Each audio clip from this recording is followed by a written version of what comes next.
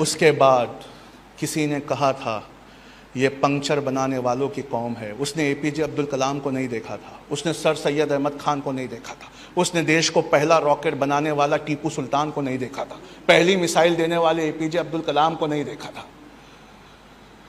उसने मुगलों को नहीं देखा था जिसके जमाने में 27% जीडीपी ऑफ द वर्ल्ड हमारे देश का था। लेकिन अगर हम ऐसे हो गए जैसा होना चाहिए, अच्छा सा हज करना है सबको, अच्छा सा उम्रा करना है, उसके बाद जब उम्रा के पैसे जमा हो किसी बच्चे की फीस के पैसे भरना है। पहले हज करना है, उम्रा करना है, फिर हर साल उम्रा की नीयत के लिए पैसे जमा करना है और वो पैसे से किसी बच्चे की फीस भरना है। पुल सिरात पे जब जाओगे अल्लाह के सामने, है ना, हर एक को जाना है ना पुल सिरात पे, हमारी नमाज खड़ी होगी, हमारा हज खड़ा होगा, हमारा उम्रा खड़ा होगा, हमारी ज़कात खड़ी होगी जो पुल सिरात पार करने में हमारी मदद करती होगी। लेकिन मुड़ कर देखना, जितने बच्चों की तुमने फीस भरी है वो बच्चे भी वहां खड़े होंगे और वो अल्लाह से ये दुआ करते होंगे कि परवरदिगार अपने इस बंदे को बख्श दे। गुंटूर वालों, एक काम करोगे, बस एक काम, अरे इंशाअल्लाह कि हाँ कि ना, बस एक काम। इसमें से कोई है जो उठे और ये कहे कि आज नहीं 6 महीने बाद इंडिया की पहली ऐसी मुसलमान शादी जिसमें खर्चा बिल्कुल कम किया गया लेकिन सब लोग अटेंड करने आए और खर्चा बचाकर उसने कई बच्चों की फीस दे दी। ये न्यूज़ यहाँ से निकलेगी तो यकीन मानना पूरी दुनिया में जाएगी। कहाँ जाएगी?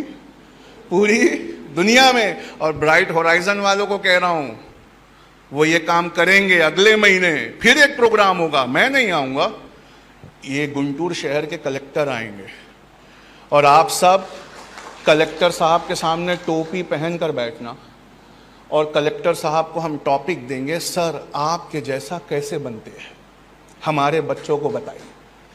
फिर उसके अगले महीने एसपी को लाएंगे, उनको पूछेंगे सर आपके जैसा कैसे बनते हैं, हमको बताइए। और उसके बाद फिर हमारे इब्राहिम साहब, जो हमारे डॉक्टर साहब है, सॉरी मुस्तफ़ा साहब, उनको लाएंगे और उनसे पूछवाएंगे कि सर अगर किसी को एमडी बनना है या डॉक्टर बनना है तो कैसे पढ़ाई करना चाहिए और डॉक्टर बनकर क्या सच में हम जान बचाने वाला बन सकते हैं। पक्का? अब एक बात सुनना, लास्ट, सॉरी मैं ज़्यादा टाइम ले लिया, हाँ, अब एक लास्ट बात सुनना। जो कौम के बच्चे डॉक्टर होकर जान बचाने वाले हों, उन कौमों की कोई जान नहीं लेता। आप समझ रहे हो? जिस कौम के बच्चे आईएएस बनकर अपने कलम से दुनिया के हर गरीब को इंसाफ देने वाले हो, उस कौम की बस्तियों को कोई नहीं जलाता। और सबसे बड़ी मदद हमारी करने वाला हमारा रब है। और वहाँ तो ऐसा ट्रांजैक्शन है कि झोली भी कम पड़ती है।